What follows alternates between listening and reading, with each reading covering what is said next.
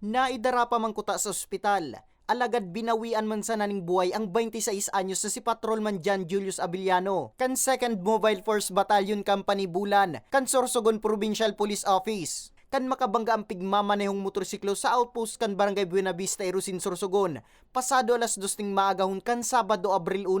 Sigun kay Police Major John Angelo Romeroso kan Irusin PNP. Gikan ang biktima sa Barangay Santo Domingo asin pasiring kuta sa sendang kampo nga ni mag-duty. Alagad man tang pigbabaybay ang tinampong sakop kang Barangay Buenavista. Nawaran inining kontrol sa manibela na nagresulta sa nasambit na aksidente.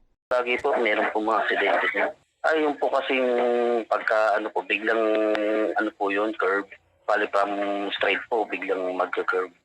Medyo, kaya mabilis po ang maneho. Starting po, mabilis po ang maneho. Pagdating po doon. Nakapatente na ang bangkay kang biktima sa sendang residensya. Sa Bulan, Sorsogon, pasado alas 4 ning maagahong kamparehong aldaw, gadan man ang sarong rider makalis na makabangga ang pigmamanehong motorsiklo sa kasabat na truck sa tinampong sakop kang Barangay Fabrica. Binisto ang driver kan truck na si Elmer Gliponeo, 36 anyos asin residente kang Barangay Utabi sa parehong banwaan. Sa presente, nagpapadagos pa ang investigasyon kang otoridad dapit sa aksidente. Sa Pulangi, Albay, gadan man ang sarong empleyado kang NGCP na binistong si Juanito Butak Jr. kan maaksidente ang pigmamanehong truck sa highway na sakop kang Barangay Balangibang, poko mas o menos alas 8 kasubanggi Abril 2. Susug sa impormasyon, mantang pigbabaybay ni Butak ang nasambit na tinampo. Nawaran inining kontrol sa manibela rason sa pagkakabangga kan truck sa puuning kahoy na nagresulta man sa iyang pagkagadan. Binalo pa man kuta idara sa ospital ang biktima. Alagad ini ang pigdeklarang dead on arrival. Sa Labo, Camarines Norte, saro naman ang kumpirmadong binawian ng buhay. Anong man ang irido kan maaksidente ang piglulunadang delivery truck sa tinampong sakop kang Barangay Malangkaw, Basud, pasado alas 8 kan Sabado, Abril 1. Binisto ang nagada na driver na si Ricardo Santos, kang Nueva Ecija. Mantang tulos man na idinara sa ospital ang ibang irido, na suminapo maning seryosong lugad sa maniba-ibang partikan sa indang hawak.